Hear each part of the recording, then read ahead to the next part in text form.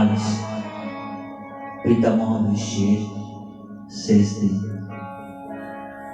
আজ পিতামহ বিশ্ব ভগবান শ্রীকৃষ্ণকে প্রশ্ন করছেন, কেশব,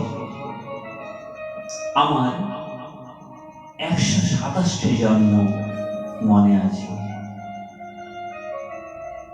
আমি 127টি জন্মে এমন কোনো পাপ করিনি যার জন্য আমার সরসজ্জার মতো শাস্তি হওয়া উচিত।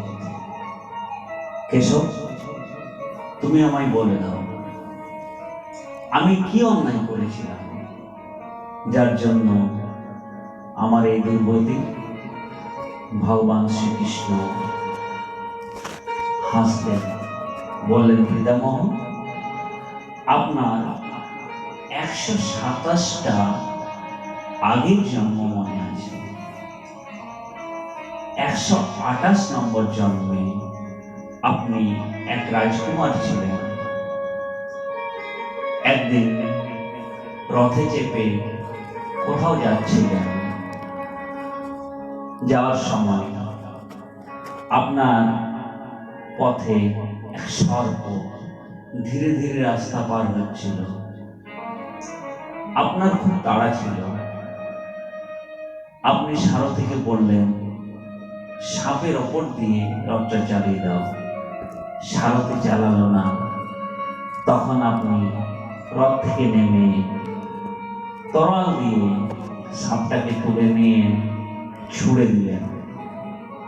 এরপর আপনি রথ চালিয়ে চলে যান।